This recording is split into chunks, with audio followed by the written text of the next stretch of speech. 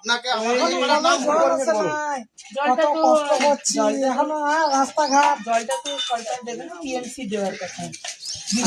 সামনে সরকার যতক্ষণ না কেন আপনারা বলছেন প্রধানমন্ত্রী জলের ইয়ে আছে প্রকল্প করেছে, ঠিক আছে, তা আজ আপনি এমএলএ থেকে তো আপনি এখান থেকে জিতে গিয়েছেন।